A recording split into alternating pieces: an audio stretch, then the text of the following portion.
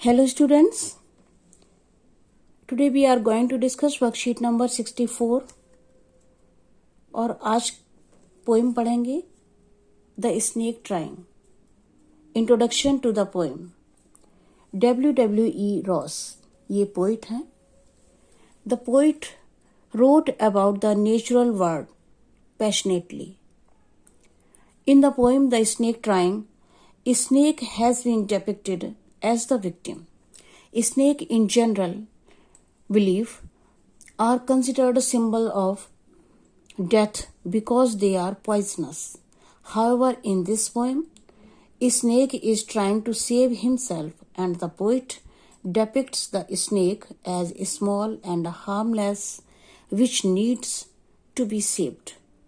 Snake को ज़्यादातर हम लोग खतरनाक मानते हैं, हार्मफुल मानते हैं और ज़्यादातर लोग डरते हैं और जैसे ही स्नेक कहीं दिखाई देता है हम उसको भगाने की कोशिश करते हैं. लेकिन इस पोएम में दिखाया गया है कि स्नेक डर रहा है इंसानों से. वो बिल्कुल किसी को हार्म नहीं पहुंचाना चाहता, हार्मफुल नहीं है वो किसी तरह से, लेकिन फिर भी लोग उसको परेशान कर रहे हैं, उसको भगाने की कोशिश कर रहे हैं. समरी देख लेते हैं. The snake who has been lying on the sandy bank of a water body, a pond or a stream, is trying to escape from the man pursuing it with a stick.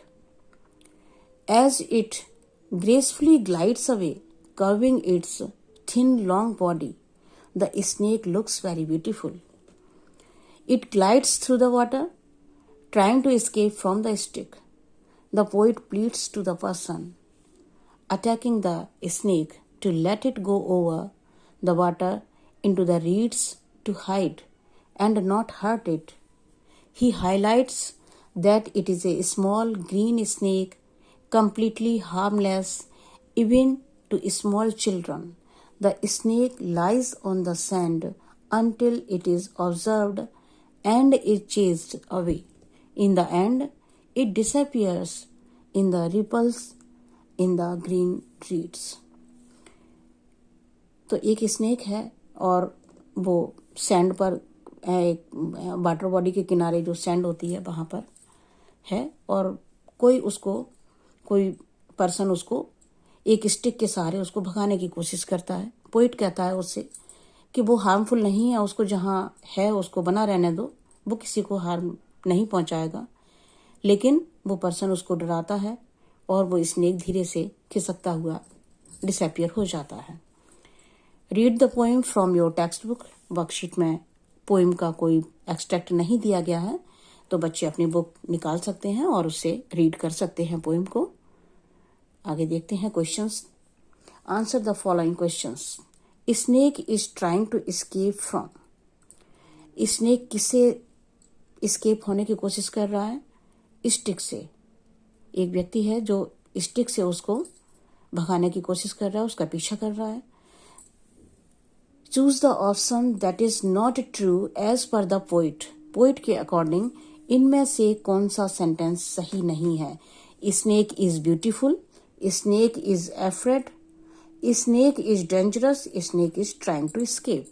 तो snake is dangerous ये according to the poet ठीक नहीं है, right नहीं है, क्योंकि poet कह रहा है कि स्नेक जो है वो बिल्कुल हार्मलेस है, वो किसी बच्चों को भी नुकसान पहुंचाने वाला नहीं है. There is a word in the poem vanishes. Choose the word which does not match its meaning. Vanish शब्द को कौन सा वर्ड इसमें से मैच नहीं कर रहा है उसको हमें टिक करना है. तो disappear मीन्स भी गायब होना होता है, invisible और fade ये तीनों vanish के ही सिमिलर हैं. appear वर्ड इसका ऑपोजिट लग रहा है, तो इसको टिक कर लेते हैं. आगे देखते हैं. Answer the following in 20 to 30 words. ये जो क्वेश्चन है इनके 20 to 30 वर्ड में आंसर देने हैं. How does the poet describe the beauty of the snake? The poet describe the snake's beautiful and graceful movement. He describes his long and thin body and its shape. Did you know that snakes can be harmless? Did your perception change after reading the poem? Yes, I know that snakes can be harmless. but I am not certain about which snake is harmless and which one harmful. So we always have a sense of fear. Was the snake able to escape? How? The snake was able to escape. He glided through the water and vanished into the green reeds.